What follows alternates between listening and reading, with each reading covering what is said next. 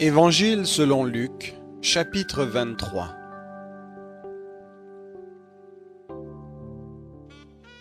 Ils se levèrent tous ensemble et conduisirent Jésus devant Pilate.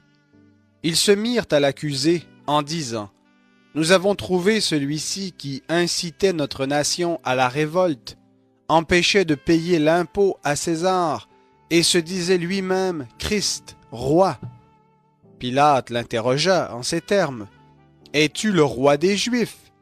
Jésus lui répondit : « Tu le dis. » Pilate dit aux principaux sacrificateurs et à la foule : « Je ne trouve rien de coupable en cet homme. » Mais ils insistèrent et dirent : « Il soulève le peuple, enseignant dans toute la Judée depuis la Galilée, où il a commencé jusqu'ici. » Quand Pilate entendit cela, il demanda si cet homme était galiléen.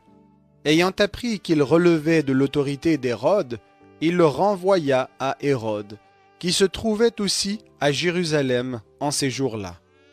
Lorsqu'Hérode vit Jésus, il en eut une grande joie, car depuis quelque temps, il désirait le voir à cause de ce qu'il avait entendu dire de lui, et il espérait lui voir faire quelques miracles. Il l'interrogea assez longuement, mais Jésus ne lui répondit rien. Les principaux sacrificateurs et les scribes étaient là et l'accusaient avec véhémence. Hérode, avec ses gardes, le traita avec mépris, et après s'être moqué de lui et l'avoir revêtu d'un habit éclatant, il le renvoya à Pilate. Ce jour même, Pilate et Hérode devinrent amis d'ennemis qu'ils étaient auparavant. Pilate convoqua les principaux sacrificateurs, les chefs et le peuple, et leur dit : « Vous m'avez amené cet homme comme entraînant le peuple à la révolte.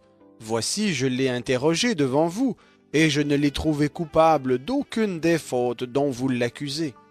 Hérode non plus, car il nous l'a renvoyé, et voici, cet homme n'a rien fait qui soit digne de mort. Je le relâcherai donc après l'avoir fait châtier. » À chaque fête, il était obligé de leur relâcher un prisonnier. Ils s'écrièrent tous ensemble : « Fais mourir celui-ci et relâche-nous Barabbas. » Ce dernier avait été mis en prison pour une émeute qui avait eu lieu dans la ville et pour un meurtre. Pilate leur adressa de nouveau la parole avec l'intention de relâcher Jésus. Mais ils criaient : « Crucifie, crucifie-le » Pilate leur dit pour la troisième fois : « Mais quel mal a-t-il fait ? Je n'ai rien trouvé en lui qui mérite la mort. Je le relâcherai donc après l'avoir fait châtier. » Mais ils insistèrent à grands cris en demandant qu'il soit crucifié, et leurs cris l'emportèrent. Pilate rendit un arrêt conforme à leur demande. Il relâcha celui qui avait été jeté en prison pour une émeute et pour un meurtre, et qu'il réclamait, mais il livra Jésus à leur volonté. Comme ils l'emmenaient, ils prirent un certain Simon de Cyrène qui revenait des champs, et ils le chargèrent de la croix, pour qu'il la porte derrière Jésus. Une grande multitude de peuples et de femmes le suivaient. Celles-ci se frappaient la poitrine et se lamentaient sur lui. Jésus se tourna vers elles et dit : « Filles de Jérusalem, ne pleurez pas sur moi, mais pleurez sur vous et sur vos enfants, car voici les jours viendront où l'on dira : Heureuses les stériles, heureuses celles qui n'ont pas enfanté et qui n'ont pas allaité.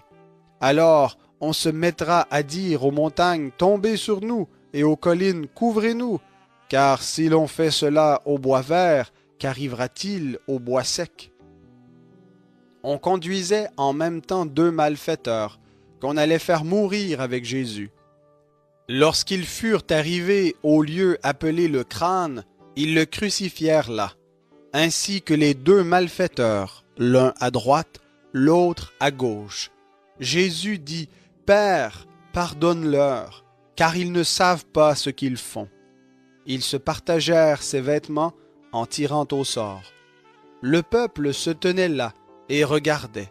Quant au chef, il raillait Jésus en disant : « Il a sauvé les autres, qu'il se sauve lui-même s'il est le Christ élu de Dieu. » Les soldats aussi s'approchèrent pour se moquer de lui et lui présenter du vinaigre en disant « Si tu es le roi des Juifs, sauve-toi toi-même !» Il y avait au-dessus de lui cette inscription « Celui-ci est le roi des Juifs ». L'un des malfaiteurs suspendus en croix blasphémait contre lui. « N'es-tu pas le Christ? Sauve-toi toi-même et sauve-nous !» Mais l'autre lui fit des reproches et dit « Ne crains-tu pas Dieu, toi qui subis la même condamnation?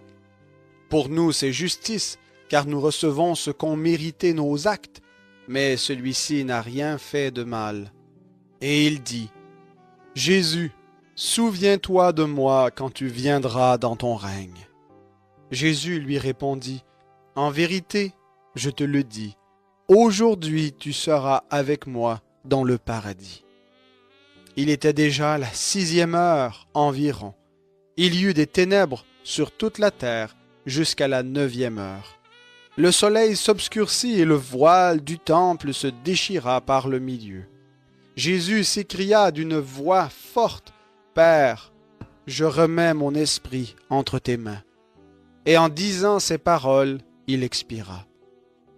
Le centenier, à la vue de ce qui était arrivé, glorifia Dieu et dit « Réellement, cet homme était juste. » Et les foules qui étaient venues assister à cette scène, après avoir vu ce qui était arrivé, s'en retournèrent en se frappant la poitrine.